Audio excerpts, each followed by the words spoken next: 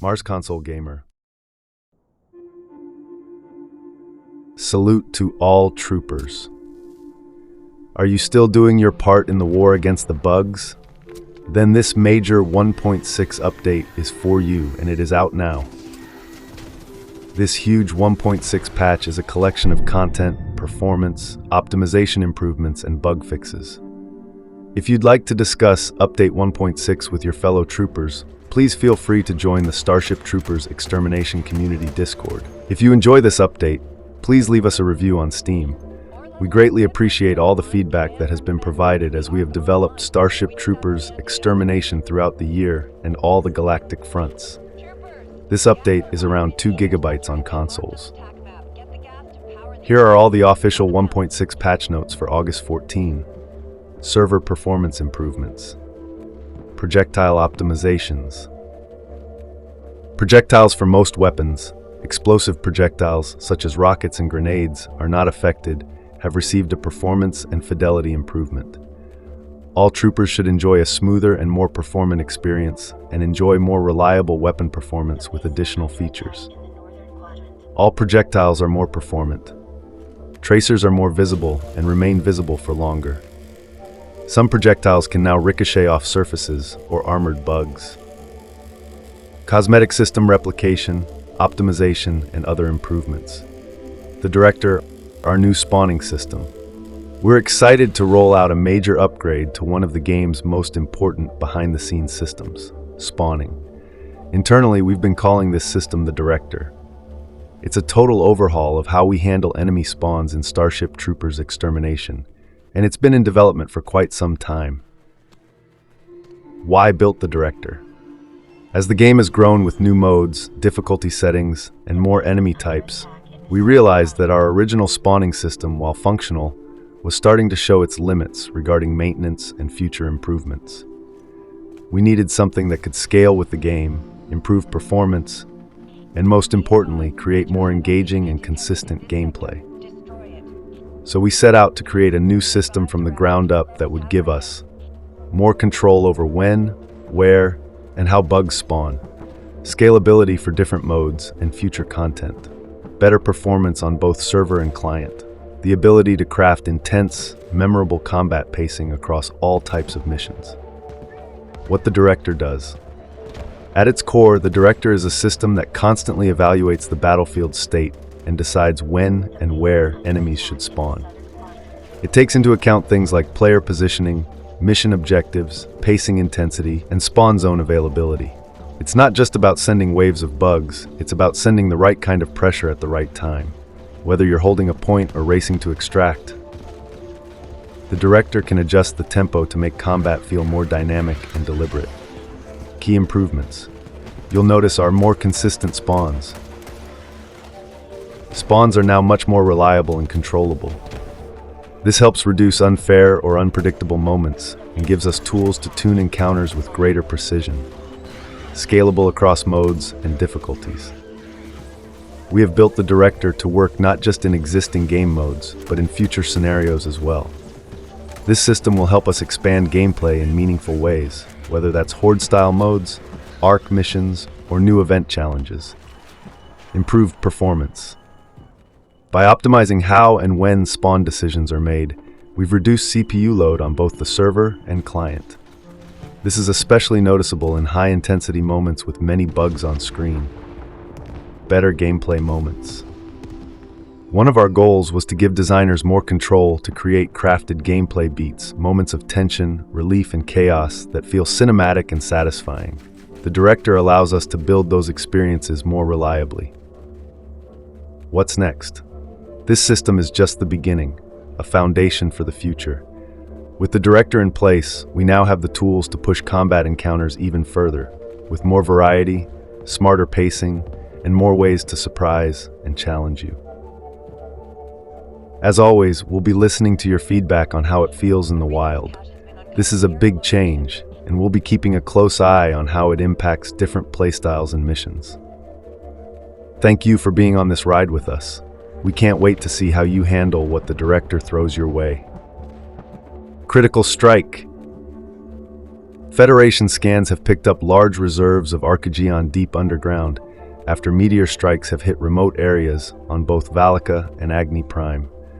Only the best of the best will be tasked with marching headfirst into bug territory to retrieve it. In this critical strike, although you can choose where you redeploy, troopers will fight separated from their other squads and pave a path through these undocumented areas, pushing through swarms of bugs to claim the Archnigian for the Federation. Previous squads have failed this challenge. Troopers are heavily encouraged to finish their work along the way, completing side objectives to earn themselves more XP, more valor in the eyes of the Federation, and more rewards to help them down the line. There have been rumors of an even larger bug presence protecting the Archingian, and the Federation encourages you to be prepared for whatever you might run into out there. Get out there and take down those bugs, troopers. The arachnids have developed a new method to connect their bug-filled hives directly to our at-risk Federation assets. These bug hole access points create openings in the ground that bugs will pour through. This cowardly strategy can cause significant logistical strain, as the flow of bugs will only be stopped by collapsing their tunnel entrances. Troopers will need to use explosives to close bug holes. Nuke det packs or other tactical nuclear devices will be the most effective utilities for dealing with these new threats. This has been deemed a top priority, and all available Vanguard's troopers are expected to locate and destroy any bug holes they encounter. The M55 rocket launcher. This is a portable launcher capable of firing powerful tactical nuclear warheads. The M55 is the Federation's best answer to the arachnid menace. Thanks to the efforts of our friends in Federation RAND, these launchers now fire guided rockets. This allows troopers to steer their deadly payloads mid-flight to improve the chance of a direct hit. Early field testing has already proven a statistically significant improvement to weapon lethality and a likewise reduction in friendly fire incidents. MI Command reminds troopers to stay close and protect their teammates, as the limited ammunition and arduous reloading process leave rocket teams vulnerable to bug counterattacks. Look for special M55 caches during the next Galactic front. This weapon must be earned through completing the first few phases of the front. After the Galactic front's conclusion, additional M55 caches will only be committed if enough Galactic front strategic targets have been secured. Only total victory in the Galactic front will ensure these tactical assets are allocated to the most deserving troopers. Galactic Front Leaderboard. Federation leadership has discovered that pitting our heroes against each other is the most effective way to improve combat effectiveness. To support these efforts, company performance will now be publicly displayed. All participating trooper companies will now be able to see their standing during a Galactic front. Company members will be able to see how their company stacks up against the competition. Company officers will be able to decide how to handle the new leaderboards, whether they rise to meet the challenge or take a trip down washout lane. Quality of life update. FedNet approval feed. The approval feed presents FedCam approval information in nearly the same way as the XP feed, which often causes confusion. Camera operators often conflate earning approval with earning XP. The new approval feed has been made more visually distinct to help reduce confusion. Hive Hunt. When completing a phase of Hive Hunt, a forward spawn point will be automatically created, and additional TO-aid canisters will be spawned ahead instead of behind. This will help to reduce backtracking and keep the mission moving forward. The next forward spawn point will be automatically built upon completion of a Hive Hunt phase. The Deep Space Vanguard continues to crush bug forces, reducing hive activity to a mere trickle. However, intelligence reports a new threat, an evolved mutation of the Royal Guard, now designated the Elite. Federation scientists confirm the Elite is significantly stronger and deadlier than its predecessor, though visually indistinguishable. The Federation stands strong in Boreas. The Federation is strengthening its foothold on Boreas. Federation engineers are hard at work building new outposts and other structures. Tuning, Arachnid tuning, Royal Guard. it was observed that Royal Guards did not have the expected resistance to explosives. It now appears that new mutations have rectified this weakness. Troopers are expected to handle these threats with increased caution as Royal Guards show traits seen in their closely related Tiger Elite phenotypes. Improved explosive damage, resistance to 50%, grenades Chi Hong, improved demolition damage, resistance to 50%, thermocharges, high-X nukes. Armory tuning, the TW-205E Morita 2. The Federation has addressed usability concerns with the XW-900 underbarrel plasma launcher encountered by frontline Vanguard units. Troopers should notice an overall handling improvement while on the move. Renamed Morita 2 to TB-205E Morita 2. Improved underbarrel experimental plasma launcher handling and accuracy. Move deviation recovery improved from 1.5 to 3.0. Max move deviation improved from 6.0 to 4.0. Move sway recovery improved from 1.5 to 6.0. Max move sway improved from 25.0 to 5.0. Move deviation affects how much the accuracy blooms while on the move, and sway affects how much the aim bounces while on the move. The C-32 Chi Hong MGL. The Chi Hong gets the new hollow trajectory modification, allowing the trooper to preview the estimated impact location of their grenades. Added hollow trajectory sight mod at level 4. Nuke Det Pack. Deployed explosives are getting improved hit registration, helping to ensure that all bugs in the area of effect are equally affected by the explosions and can no longer be protected by hiding behind or inside the piles of their fallen companions. Improving the hit consistency of large explosives. Proximity mines. Proximity mines are getting a significant improvement to compensate for their lack of utility. They are now packed full of even more explosives to better deal with the larger arachnid types. In addition, the proximity mines will be getting the same improvements to area of effect hit registration. Explosive damage increased from 1,000 to 6,000, improving the hit consistency of large explosives. Mission tuning, AAS exterminations. We have reintroduced arachnid exterminations into the advance and secure missions. Troopers can now be tasked with exterminating a target number of bugs to complete the objective. New mutators. Keep an eye out for new scenario modifiers. These mutators will begin appearing with the launch of the next Galactic front. We've added bug batteries, rescue mission, and M55 cache. Please note, the M55 cache will not be active until a certain phase of the Galactic front is reached. Mutator weapon utility crates. Troopers will have an easier time locating these supplies. Crates will now be found in clusters and placed in more visible locations. All existing mutators that spawned weapon crates randomly in a mission have been adjusted. Blizzard, Pitch Black, Sandstorm, Pylum Surplus. Known issues. Players might ragdoll into the ship and will not be able to respawn until revived by another player. Some weapons may not track XP properly. This is very inconsistent and rare, and we are working on a fix for a future patch as we are deep into optimizing the logic for the weapon XP system. Bug fixes. Highlights. Addressed an issue that stopped explosive rounds from the Morita XXX from being applied and working correctly in missions. Improved tanker bug pathfinding when navigating complex terrain. Re-added extermination side objectives to AAS missions. Fixed an issue that caused TO-8 canisters to get lost in the dropship if they were never recovered, or were respawned there when the dropship was leaving. Fixed an issue where spectating could find the player cycling through the same camera view. Fixed an issue where the thermocharge detonator sometimes failed to trigger an explosion. Fixed an interaction where the FedNet camera could push player ragdolls through the ground and out of bounds. Fixed an issue where players could become trapped inside the MBU and bunkers. Console fixes.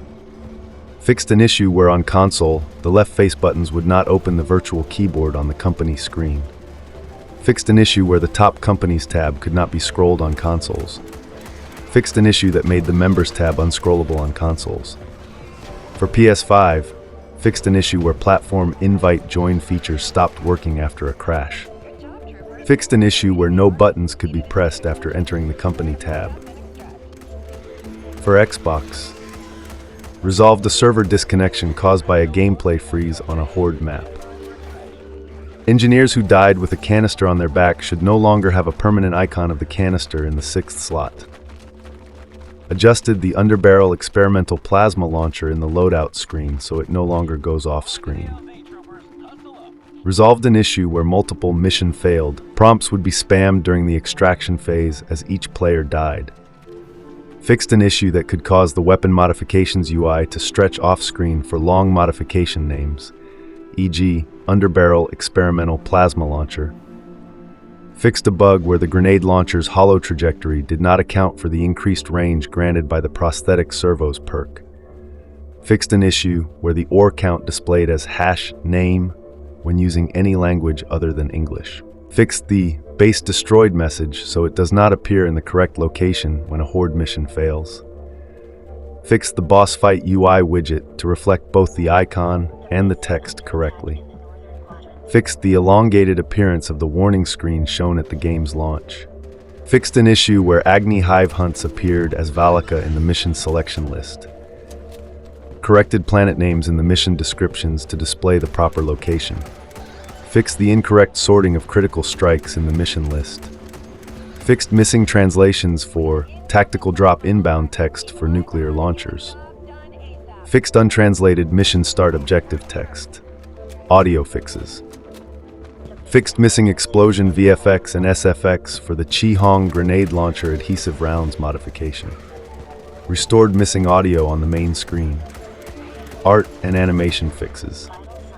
New mission map has been added for critical strike on Agni Prime. New mission map has been added for critical strike on Valaka. Corrected a skinning problem affecting the Ranger. Made small adjustments to the Morita 2 underbarrel experimental plasma launcher's charging and firing visual effects. Removed excess collision from the tops of several basalt columns. Fixed an animation glitch where spamming the grenade button could cause the player to hold their weapon sideways. Fixed visual distortions that would occur in low-light environments for weapon skins with emissive glowing lights. Fixed the minor clipping that would occur with thermocharges inside MI weapon crates. Fixed an issue where weapon skins appeared to deselect when equipped, did not display on the rendered soldier, and were invisible to other players. Fixed a bug causing weapon skins to appear low resolution or blurry in the loadout screen.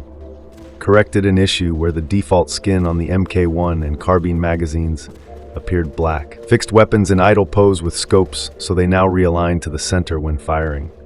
Fixed erratic weapon and wrist movement on downed AI troopers. Fixed an level of detail bug with the M2 underbarrel grenade launcher, which caused the full reload animation to not play on lower settings. Fixed a low settings level of detail issue that caused mangled SMG reload animations. Fixed floating rocks on Agni. Fixed an animation bug where a trooper's left wrist could become over-twisted while wielding the Morita. Gameplay and general fixes. Stun damage from the SP lit shotgun, auto with hammer slugs now correctly adds to total damage dealt after stunning a bug. Added missing collision to silo frames on Agni Prime. Adjusted the short scope reticle brightness to the intended levels. Adjusted victory and defeat GF story beats to their correct timing. AI bots now fall naturally instead of floating if the object they stand on is dismantled. Bugs will no longer spawn during the build phase of a Horde match. Corrected a problem where the accept button failed to enable disable after scrolling down the post-age validation checkbox selection. Corrected an issue where the Chi-Hong hollow trajectory mod did not apply properly in-game. Crashed dropships now properly disable collision after impact. Fixed a bug causing white object outlines to vibrate rapidly on the gear locker. Fixed a bug where certain insects would get stuck and fail to burrow. Fixed a bug where troopers could respawn instantly by pressing E while bleeding out. Fixed an issue in Hive Hunt where nuke cans would not respawn if left on the ship. Fixed an issue preventing troopers from interacting with weapon crates at the MBU when certain mutators were active. Fixed an issue where bugs could briefly reappear after burrowing at the end of a Horde wave. Fixed an issue where bugs could teleport on higher difficulties due to extreme speed modifiers. Fixed an issue where playing in 4K rendered the soldier's render target above 4K, causing GPU spikes. Fixed an issue where the experimental plasma launcher required 15 seconds of constant movement to reach maximum reticle deviation. Fixed an issue where the flashlight would turn off in dark caves on X-11. Fixed an issue where weapon crates from FedNet camera beacon defense objectives could not be opened or interacted with. Fixed an issue where tankers spawned via mutators or events would not die and showed 0 health. Fixed an issue where troopers could survive being crushed by the extraction dropship.